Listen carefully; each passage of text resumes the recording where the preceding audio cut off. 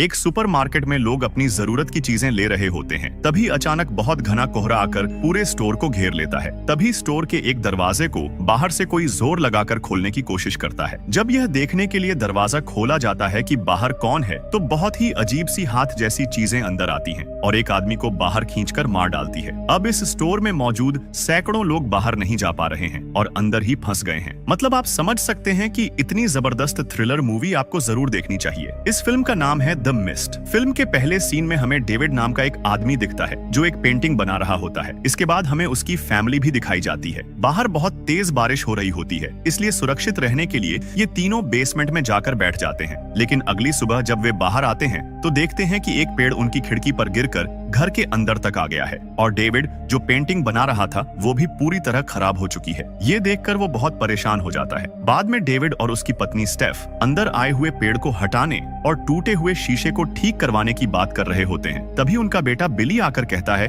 कि मेरे साथ चलो, मुझे कुछ दिखाना है। लेकिन वो दोनों उस पर ज्यादा ध्यान नहीं देते। वो बस ये सोचकर खुश हो रहे होते हैं कि उनका बेटा कितना जल्दी बड़ा हो गया। फिर वो बोलते हैं ठीक है और बिली के पीछे बाहर जाते हैं। जैसे ही वो बाहर पुराने शेड के पास पहुंचते हैं, देखते हैं कि उनकी बोट हाउस पर एक बड़ा पेड़ गिरकर उसे पूरी तरह तोड़ चुका है। वो सोच रहे होते हैं कि ये भी नाश हो गया। तभी वो पहाड़ों की तरफ देखते हैं। वो अजीब सा मिस्ट आता दिखता है, लेकिन ये देखने में बिल्कुल नॉर्मल मिस्ट जैसा नहीं लगता। इसके बाद डेविड कहता है कि मैं पड़ोस वाले घर जाकर इंश्योरेंस की इन्फॉर्मेशन लेकर आता हूँ, क्योंकि बोट हाउस पर जो पेड़ गिरा है वो पड़ोसियों का है। उनकी इन्फॉर्मेशन लेकर अगर वो इंश्योरेंस क्लेम करे तो बोट हाउस का इंश्योरेंस पैसा उसी को मिलेगा। इसलिए वो पड़ोसी ब्रेंटन के घर जाता है। वहाँ जाकर देखता है कि वहाँ भी वही हालत है, हर तरफ पेड़ टूटकर गिरे पड़े हैं। इंश्योरेंस की इन्फॉर्मेशन पूछते हुए डेविड देखता है कि ब्रेंटन की कार भी पूरी तरह नाश हो चुकी है। तभी ब्रेंटन कहता है कि थोड़ी देर बाद मैं आपको दे दूंगा और फिर पूछता है कि क्या आप लोग सुपरमार्केट की तरफ जा रहे हैं, क्योंकि डेविड और उसका बेटा भी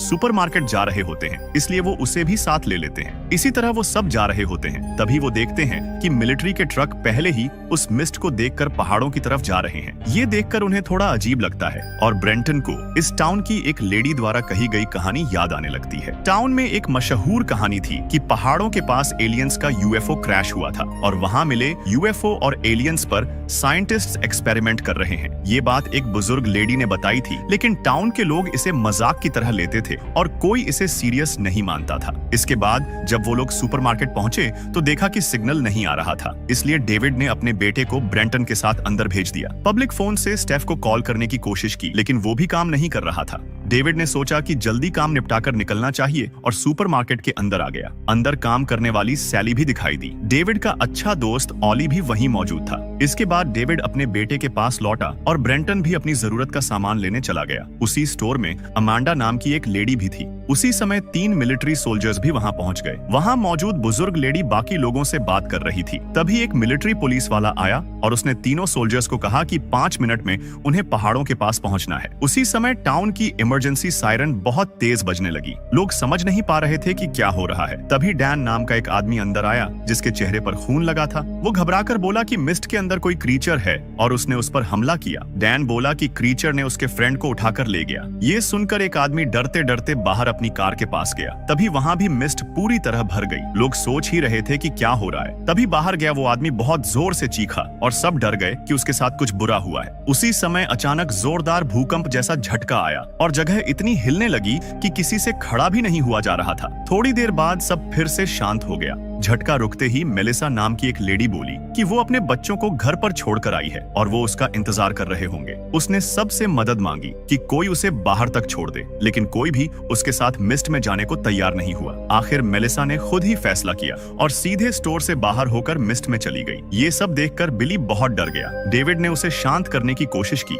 इसी बीच कुछ और लोग आए और बिली के साथ खड़े हो गए। लोग बिली से बात करके उसे समझा रहे थे कि वो डरे नहीं। फिर डेविड ने कहा कि वो बिली के लिए बेडशीट लाता है। बिली हैटी नाम की लेडी के पास से ब्लैंकेट ढूंढते ढूंढते एक कमरे में पहुंचा। वहां उसने देखा कि जनरेटर खराब था और उससे बहुत धुआं निकल रहा था। बिली उसे बंद करने गया, लेकिन तभी बाहर से किसी ने शटर डोर पर जोर से धक्का दिया। ये देखकर वो बहुत डर गया और तुरंत बाहर आकर वहां खड़े लोगों को ये बात बता दी। स्टोर में काम करने वाले कुछ लोग भी वहां आ गए। उन्हें पता चला कि जनरेटर खराब है और उन्होंने उसे पहले ठीक करने का फैसला किया, लेकिन उसे रिपेयर करने के लिए बाहर जाना जरूरी था। नॉर्मन ने कहा कि वो बाहर जाकर रिपेयर कर देगा, लेकिन डेविड ने उसे रोका और कहा कि बाहर क्या है, ये किसी को नहीं पता। ऐसे समय बाहर जाना ठीक नहीं है। तभी वहाँ काम करने वाला जिम डेविड से बहस करने लगा और बोला कि उन्हें अपना काम कैसे करना है ये वो खुद जानते हैं, डेविड को बीच में नहीं बोलना चाहिए। इसके बाद नॉर्म ने बाहर जाने के लिए दरवाजा थोड़ा सा खोला। वो डेविड का मजाक उड़ाते हुए बोला कि बाहर कुछ नहीं है, लेकिन उसी समय बाहर से ऑक्टोपस जैसी टेंटिकल्स अंदर आईं और उसे खींचने लगी। डेविड ने उसे बचाने की पूरी कोशिश की, लेकिन टेंटिकल्स ने नॉर्म की स्किन तक फाड़ दी। फिर और टेंटिकल्स आईं और उसे सीधे बाहर की तरफ खींचकर ले गईं। ये देखकर बाकी लोगों ने तुरंत दरवाजा बंद कर दिया। दरवाजा बंद करते समय एक टेंटिकल अंदर ही रह गई थी। डेविड ने पास रखी एक कड़ाही उठाई और उसका हिस्सा काटते ही वो टेंटिकल बाहर खिसक गई। इसके बाद जिम माफी मांगने आया, लेकिन डेविड को बहुत गुस्सा था और उसने उसे मुक्का मार दिया। डेविड बोला कि उसकी वजह से एक मासूम लड़का मर गया। उसका फ्रेंड ऑली आकर उसे शांत करने लगा। अब समस्या ये थी कि स्टोर में बाकी लोगों को हुई घटना कैसे बताई जाए, क्योंकि अचानक सब कुछ बता देना भी आसान नहीं था। लोग ये बात मानेंगे इसकी कोई गारंटी नहीं थी। बाहर आते समय डेविड के कपड़ों पर लगा खून देखकर अमांडा घबरा गई। डेविड ने उसे कहा कि वो ये बात बिली को न बताए। फिर उसने कपड़े बदले और ऑलिव उन लोगों के पास गया जिन्होंने टेंटिकल्स देखी थी, ताकि आगे क्या करना है ये तय कर सके। उन्हें लगा कि ये बात बाकी लोगों को बतानी ही होगी। तभी उन्हें ब्रेंटन दिखाई दिया। डेविड ने उसे आराम से पूरी घटना समझाने की कोशिश की, लेकिन ब्रेंटन पहले से लॉयर था। ब्रेंटन को लगा कि सब लोग उसे फूल करने की कोशिश कर रहे हैं। बाकी लोगों ने कहा कि उसे फूल करके उन्हें क्या मिलेगा, वो सच बोल रहे हैं। बात बढ़ती गई और उनके बीच बहस होकर झगड़ा होने लगा। तभी सुपरमार्केट का मैनेजर बड आया। उसने भी डेविड और बाकी उन लोगों की बात पर गुस्सा दिखाया जिन्होंने टेंटिकल्स देखी थी। बड बोला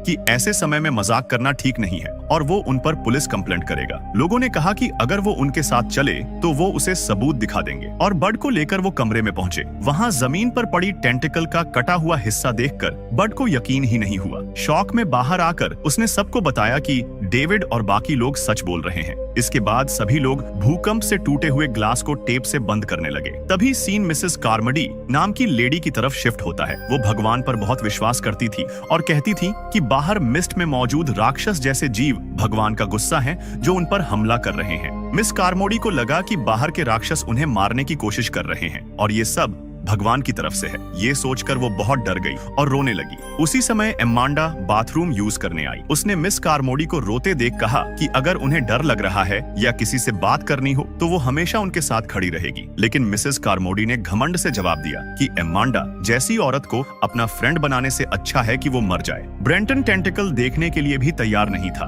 और डेविड की बात पर भी भरोसा नहीं कर रहा था। सबको लगा कि उसे समझाना मुश्किल है, इसलिए सब चुप हो गए। जैसे ही वो रुकता है, मिसेस कार्मडी फिर बोलना शुरू करती है। वो कहती है कि ये सब भगवान की वजह से हो रहा है, क्योंकि लोगों ने भगवान पर भरोसा करना छोड़ दिया है, इसलिए भगवान सबको सबक सिखाना चाहते हैं। मिसेस कार्मोडी कहती है कि अब भी समय है, सबको घुटने टेककर माफी मांगनी चाहिए और भगवान पर फिर से विश्वास करना चाहिए। मिसेस कार्मोडी की लगातार बातें सुनकर जिम को बहुत गुस्सा आ गया। उसे लगा कि वो बिना सिर पैर की बातें कर रही है, लेकिन मिसेस कार्मोडी रुकने वाली नहीं थी। वो बोली कि नॉर्म की मौत तो बस शुरुआत है और अगर लोग अब भी भरोसा नहीं करेंगे तो सब मर जाएंगे। ये सुनकर अमांडा आगे आई और उसने मिसेस कार्मोडी को एक थप्पड़ मार दिया, क्योंकि उसे उसकी बातें और उसका व्यवहार बिल्कुल पसंद नहीं था। उधर बिली तीनों सोल्जर्स के पास जाकर बोला कि मिलिट्री उन्हें बुलाकर ले जाए और उनकी मदद करे ताकि वो सब सुरक्षित रह सकें। लेकिन सोल्जर्स के फोन्स भी काम नहीं कर रहे थे। डेविड वहां आया और बिली को शांत करने की कोशिश की। उसे समझ में आया कि बिली अपनी माँ को लेकर बहुत परेशान है। डेविड ने उसे दिलासा दिया कि सब ठीक होगा और वो जितनी जल्दी हो सके घर लौटेंगे। इसके बाद सब लोग बात करने लगे कि अगर क्रीचर्स अंदर आ गए तो उन्हें लड़ने के लिए तैयार रहना होगा और उन्हें वेपन्स चाहिए। तभी अमांडा ने कहा कि उसकी सेफ्टी के लिए उसके पास एक गन है। उसके पास कुल 12 बुलेट्स थीं, लेकिन अमांडा को गन चलाने का ज्यादा अनुभव नहीं था। तब ऑली ने कहा कि वो इसे संभाल लेगा, क्योंकि वो शूटिंग कंपटीशन में स्टेट चैंपियन रह चुका है। उसी समय ब्रेंटन कुछ लोगों को साथ लेकर बाहर जाने की तैयारी कर रहा था। उसे लगता था कि यहाँ कोई स्कैम चल रहा है और बाहर कोई क्रीचर नहीं है। सबने उसे रोकने की कोशिश की, लेकिन वो नहीं माना। आखिर लोगों ने कहा कि अगर वो बाहर जा रहा है तो उसके साथ एक रस्सी बांध दी जाए ताकि पता चल सके कि वो सुरक्षित पहुंचता है या नहीं। रस्सी बांधने के लिए एक आदमी तैयार हो गया। ब्रेंटन कुछ लोगों को लेकर बाहर निकला और उस आदमी की कमर पर रस्सी बांध दी गई, लेकिन अचानक किसी ने रस्सी को बहुत जोर से खींचना शुरू कर दिया। सब मिलकर रोकने की कोशिश करते रहे, लेकिन रस्सी रुक ही नहीं रही थी। फिर अचानक खींचना बंद हो गया। लोगों ने डरते डरते रस्सी खींची तो देखा कि जिस आदमी पर रस्सी बंधी थी उसकी आधी कटी हुई बॉडी अंदर आई। ये देखकर सब बुरी तरह डर गए और तुरंत दरवाजा बंद करने लगे। मिसेस कार्मोडी ने सबको कहा कि अब कम से कम उन्हें यकीन तो हो गया होगा। रात होने होने लगी तो सबने लाइट्स तैयार करना शुरू किया। इसी समय मूवी की शुरुआत में दिखी सैली के पास 3 सोल्जर्स में से एक जेसप आया। असल में जेसप और सैली एक दूसरे को पसंद करते थे। इसी वजह से जेसप अपने 2 दोस्तों को लेकर यहाँ आया था ताकि वो सैली से मिल सके। बाहर हालात ठीक हैं या नहीं ये देखते हुए सब नजर रख रहे थे कि अचानक एक बहुत बड़ा कीड़ा कांच से टकराया और स्टोर की तरफ उड़कर आया। वो कीड़ा कांच पर बैठ गया। सब डरकर उसे देख ही रहे थे कि उसी तरह के और भी बड़े कीड़े आकर कांच पर बैठने लगे। इतने बड़े कीड़ों को किसी ने जिंदगी में नहीं देखा था और किसी को समझ नहीं आ रहा था कि बाहर क्या हो रहा है। तभी कुछ उड़ने वाले क्रीचर्स भी वहां आ पहुंचे। वो उन कीड़ों को पकड़कर खाने लगे। ये क्रीचर्स कीड़ों से थोड़े बड़े थे। असल में ये सब स्टोर की लाइट्स की तरफ अट्रैक्ट होकर आए थे, लेकिन ये बात वहां किसी को समझ नहीं आई। किसी को समझ नहीं आया कि क्या हो रहा है और तभी उन क्रीचर्स ने कांच तोड़कर अंदर घुसना शुरू कर दिया। एक बड़ा कीड़ा सैली को काट गया जिससे वो दर्द से बुरी तरह तड़पने लगी। उड़ने वाले क्रीचर्स लोगों पर डरावने तरीके से हमला करने लगे। डेविड ने आग तैयार करके उनसे लड़ने की कोशिश की, लेकिन उसी समय जो नाम के एक आदमी के कपड़ों में आग लग गई और लोग उसे बुझाने में बहुत मुश्किल महसूस करने लगे। इस बीच डेविड ने किसी तरह एक क्रीचर को आग में झोंक कर मार दिया। मिस कार्मोडी के पास भी एक बड़ा कीड़ा आया, लेकिन जाने क्यों वो उसे कुछ नहीं करता और उड़कर वहां से चला जाता है। उधर एक क्रीचर सबको चकमा देकर बिली के पीछे आ रहा था और वो बस उस पर हमला करने ही वाला था कि पीछे से ऑली आया और उसने उसे गोली मारकर बिली को बचा लिया। लेकिन कीड़े के काटने की वजह से सैली की मौत हो गई। इसे देखकर जेसप बहुत दुखी हो गया। दृश्य बाहर शिफ्ट होता है जहाँ वो आधा कटा हुआ डेड बॉडी फिर से दिखाई देता है। उधर वो आधा कटा हुआ डेड बॉडी एक मॉन्स्टर खींचकर अपने साथ ले जाता है। इसके बाद अमांडा बिली के पास लेटी दिखाई देती है। उसे बच्चों से बहुत लगाव था, लेकिन उसका अपना कोई बच्चा नहीं था। डेविड उसे दिलासा देता है, तभी उसे एक जैकेट मिलती है। वहीं जो पड़ा था, जिसके शरीर का आधा हिस्सा आग से बुरी तरह जल चुका था। दर्द सहना उसके लिए मुश्किल हो गया था। वो विनती करने लगा कि उसे गन दे दें ताकि वो खुद को मार ले या फिर कोई उसे मार दे, क्योंकि वो इस दर्द को नहीं झेल सकता। लेकिन उसकी इस बात पर वहां कोई तैयार नहीं हुआ।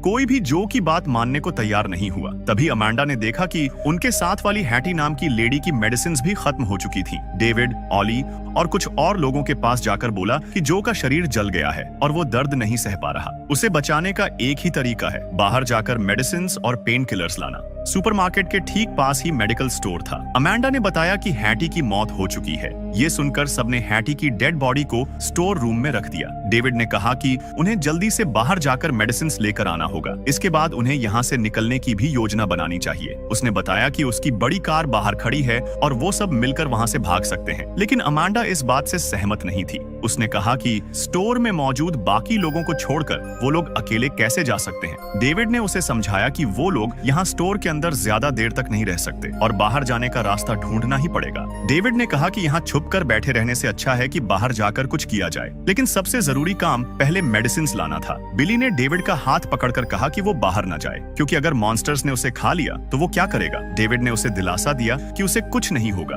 और वो वापस आ जाएगा। उसने बिली को अमांडा के पास छोड़ दिया। फिर अचानक डेविड ने कहा कि अगर वो वापस न आए तो अमांडा उसके बेटे को साथ लेकर किसी सुरक्षित जगह चली जाए। उसने अपनी कार की चाबी भी अमांडा को दे दी। डेविड और उसकी टीम बाहर जाने की तैयारी कर रहे थे कि मिसेस कार्मोडी आकर उन्हें रोकने लगी। वो बोली कि वो सब भगवान के खिलाफ जा रहे हैं और बाहर गए तो मर जाएंगे। उसकी बात किसी को पसंद नहीं आई। तभी वहाँ मौजूद बुजुर्ग लेडी आयरीन ने एक चीज उठाकर मिसेस कार्मोडी को मारकर चुप रहने को कहा। आयरीन ने तय किया कि वो भी डेविड की टीम के साथ मेडिकल स्टोर जाएगी। फिर डेविड अपनी टीम को लेकर स्टोर से बाहर निकला। उनकी किस्मत अच्छी थी, उन्हें बाहर कोई मॉन्स्टर दिखाई नहीं दिया। उन्हें कोई मॉन्स्टर नहीं दिखा, इसलिए वो चलते चलते आखिर मेडिकल स्टोर तक पहुंच गए। अंदर जाकर सभी ने मेडिसिन्स ढूंढना शुरू कर दिया। उन्हें जो जरूरी मेडिसिन्स मिली वो उन्हें लेकर लौटने की तैयारी कर रहे थे कि तभी उन्हें एक अजीब सी आवाज सुनाई दी। आवाज का पीछा करते हुए वो आगे बढ़े तो देखा कि वहाँ स्पाइडर्स के जालों में कई डेड बॉडीज फंसी हुई थी, लेकिन उनमें से एक आदमी अभी भी जिंदा था। वो लोग उसे बचाने की कोशिश करने लगे, लेकिन अब बहुत देर हो चुकी थी, क्योंकि उस आदमी के शरीर के अंदर स्पाइडर्स ने अंडे दे दिए थे। तभी बड़े बड़े स्पाइडर्स वहां आकर उन पर हमला करने लगे। इन स्पाइडर्स के जाले तेज एसिड जैसे थे। हमले के दौरान एक आदमी की टांग कटकर गिर गई। उसी समय उस जिंदा आदमी के शरीर के अंदर रखे अंडे फट गए और हजारों छोटे स्पाइडर्स बाहर निकल आए। इसके बाद सभी लोग रास्ते में जितने स्पाइडर्स मिले उनसे लड़ते हुए आगे बढ़ने लगे। इस लड़ाई में वहां भी कई लोग मर गए, लेकिन जो बचे थे वो बड़ी मुश्किल से वापस स्टोर तक पहुंच पाए। कुछ कुछ समय बाद दिखाया जाता है कि बाकी लोग अभी भी उनकी बात पर भरोसा नहीं कर पा रहे थे, इसलिए सबने तय किया कि उन्हें जेसप के पास जाना चाहिए, क्योंकि वो सोल्जर था और शायद उसे पता हो कि मिस्ट कहां से आई और बाहर क्या हो रहा है। लेकिन जैसे ही वो उसकी तरफ जाने लगे, उन्होंने देखा कि वहां मौजूद ज्यादातर लोग मिसेस कार्मोडी की बात मानने लगे थे और उसी पर भरोसा कर रहे थे। अब जिम भी मिसेस कार्मोडी की बातों पर भरोसा करने लगा था, क्योंकि जब सब पर हमला हुआ था तब सिर्फ उसी पर कोई कीड़ा या क्रीचर ने हमला नहीं किया था। इसलिए लोगों को लगा कि कार्मोडी जो कह रही है वही सच है और ये सब भगवान की तरफ से हो रहा है। लेकिन डेविड और उसकी टीम के लोग इस पर यकीन नहीं करते। वो सीधे जेसप के पास पहुंचते हैं। वहां जाकर उन्हें पता चलता है कि जेसप के दोनों सोल्जर फ्रेंड्स गायब हैं। जेसप को भी नहीं पता कि वो कहां गए, क्योंकि जेसप भी डेविड और उसकी टीम के साथ मेडिकल स्टोर गया था। डेविड और उसकी टीम ने जेसप से कहा कि वो उसके दोनों फ्रेंड्स को ढूंढने में मदद करेंगे, लेकिन बदले में जेसप को ये बताना होगा कि यहाँ क्या हो रहा है। दूर खड़ा जिम भी उन्हें देख रहा था। सब लोग उन दो मिसिंग सोल्जर्स को खोजते खोजते स्टोर रूम तक पहुंचे। वहां की हालत देखकर उन्हें समझ आया कि दोनों सोल्जर्स ने डर के कारण खुद अपनी जान ले ली थी। ये देखकर सब गुस्से में जेसप से पूछने लगे कि सच में बाहर क्या चल रहा है। तभी जिम अंदर आया और जेसप को पकड़कर सबके सामने खींच कर ले आया। जिम चिल्लाने लगा कि जेसप को पता है कि यहाँ क्या हो रहा है। ये देखकर मिसेस कार्मोडी भी न्याय करने के लिए आगे आई। जेसप डर गया और सच बताने लगा। उसने कहा कि डेविड के घर के पास वाली पहाड़ियों के पास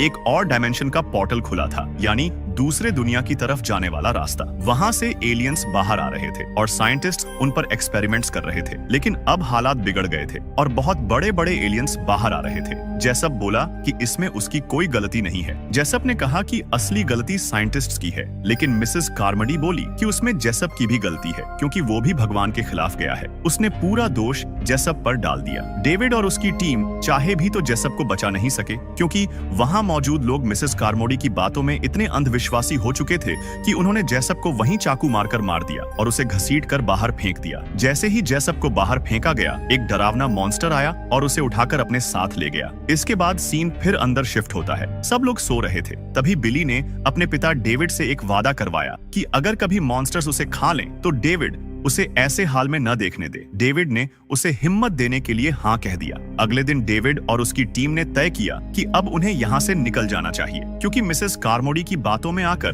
बाकी लोग बहुत खतरनाक हो चुके थे। कल रात जेसप के साथ जो हुआ वो सबने देख लिया था, इसलिए डेविड ने सोचा कि अब और रिस्क नहीं लेना चाहिए। जब वो सब धीरे धीरे बाहर निकलने लगे तो देखा कि मिसेस कार्मोडी दरवाजे के पास खड़ी थी। डेविड और उसकी टीम ने कहा कि वो बाहर जाना चाहते हैं, रास्ता दें, लेकिन वो हटने को तैयार नहीं थी। वो बोली कि बाहर जाना भगवान के खिलाफ है। उसी समय उसके बात मानने वाले लोग डेविड और उसकी टीम को घेर लेते हैं। फिर मिसेस कार्मोडी ऐसी बात कहती है जिस पर कोई यकीन नहीं कर पाता। वो कहती है कि भगवान का गुस्सा शांत करने के लिए एक मासूम बच्चे की बलि देनी होगी। वो सीधे डेविड की तरफ देखकर कहती है कि उसका बेटा बिल्ली चाहिए, उसे बलि के रूप में देना होगा। ये सुनकर डेविड घबरा जाता है और अपने बेटे की रक्षा के लिए लड़ने को तैयार हो जाता है। लेकिन मिसेस कार्मोडी रुकने वाली नहीं थी। वो बार बार कह रही थी कि बच्चा दो। तभी ओली आगे आया और उसने उसे गोली मारकर वहीं मार दिया। ये देखकर बाकी लोग डर गए और इधर उधर भागने लगे। इसी मौके का फायदा उठाकर डेविड और उसकी टीम बाहर निकलने लगे। बाहर आकर देखा तो हर तरफ घना मिस्ट फैला था और कुछ दिखाई नहीं दे रहा था। ओली ने किसी तरह डेविड की कार ढूंढ ली,